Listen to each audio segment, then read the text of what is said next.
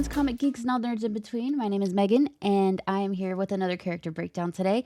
And it is a character that I think is just not talked about enough, and I would really like to see more of him. This is Blue Marvel.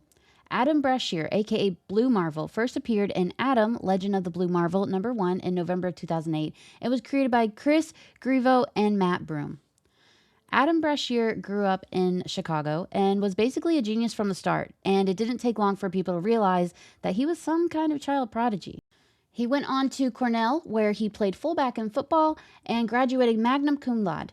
On top of that, he earned PhDs in both electrical engineering and theoretical physics. So, to put it plainly, he was the man. He served in the Korean War as a U.S. Marine and highly decorated, earning 2 Silver Stars.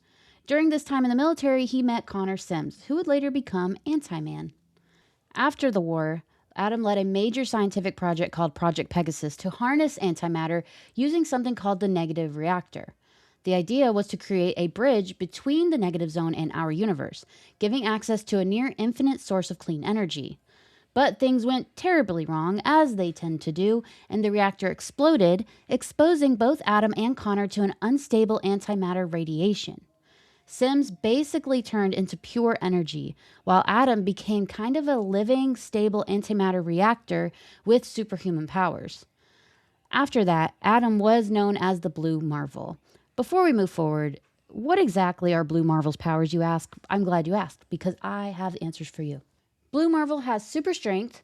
He has nigh invulnerability, which means Blue Marvel is insanely tough, and he once held a hydrogen bomb as it exploded in his hands, and he did not even flinch.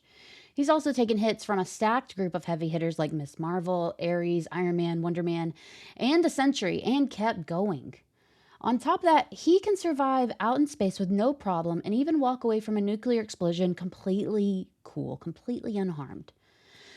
He has antimatter manipulation, energy manipulation, which includes energy constructs, concussive force bolts, energy pulse, energy infusion, telekinesis, matter manipulation, and flight. Infinite longevity. Basically, he is immortal and never ages and won't die unless he's killed. Enhanced mental perception. Blue Marvel's mind works on a whole different level than a normal human's. He can pick up and understand things across sensory ranges most people can't even perceive. At one point, Superior Spider-Man basically compared him to his own built-in electron microscope.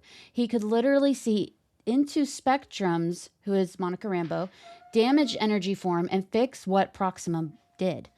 Later on, he even used one of his inventions to push his awareness even further and uncover stuff as wild as the imprisonment of a conceptual being. Basically, he is incredibly powerful, very much overpowered. He is considered to be an alpha level threat and once knocked out the Ultimate universe of the Hulk in just one punch, which is random, but I feel like it's worth mentioning.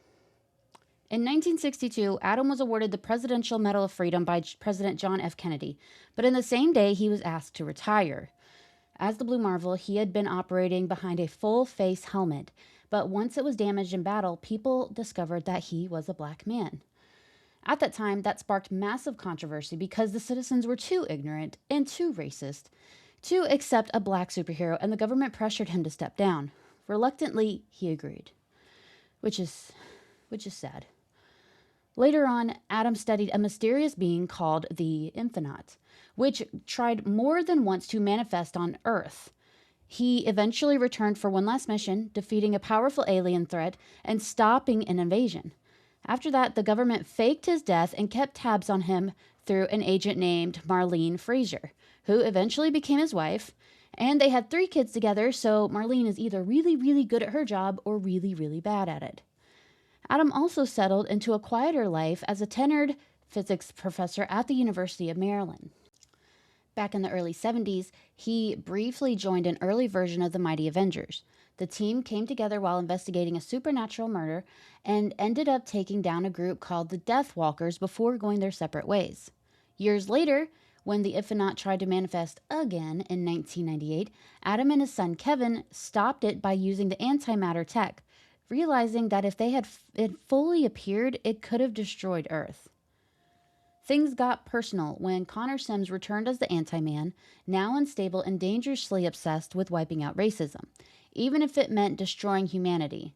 His heart was in the right place. But, he was just a little too bananas for the mission.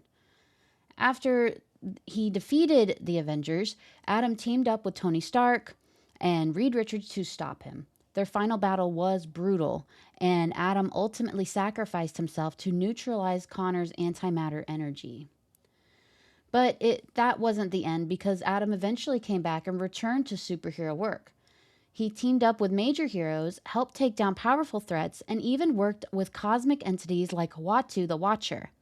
One time, he helped stop an interdimensional crisis involving his own son, Max, who had tried to open a portal to rescue Adam's oldest son, Kevin, from the neutral zone. Adam continued balancing science and hero work, often operating out of his underwater base, Kadesh. He later joined teams like the Ultimates, pushing for smarter, less violent approaches to global threats. Over the time, he also developed a relationship with Monica Rambeau. He faced everything from alternate realities and black hole disasters to cosmic level threats involving beings like Eternity and the Beyonders. Even after the death of Doctor Strange, Adam was pulled into the new Defenders team, traveling beyond the multiverse itself. There, he questioned even the highest cosmic powers, showing that no matter how far things went, he never stopped thinking like a scientist. Overall, Adam Brashear, or Blue Marvel's story, is a mix of brilliance, sacrifice, navigating both human and cosmic level challenges.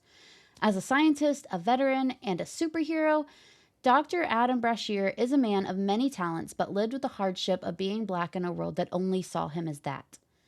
But that never stopped him from doing what he felt was right and what the right thing for the world would be, because that's what a hero does. So that is Blue Marvel. That is Adam Brashear. Like I said, I don't think he's talked about enough, and I hope we actually get more of him in the comics. He was in the Ultimates, but I'd really like to see more of him. Like, why not a Blue Marvel comic run, a solo? That would be cool. I think it'd be fun. So yeah, I hope you liked this episode. I hope you learned something, and I hope you will like and subscribe.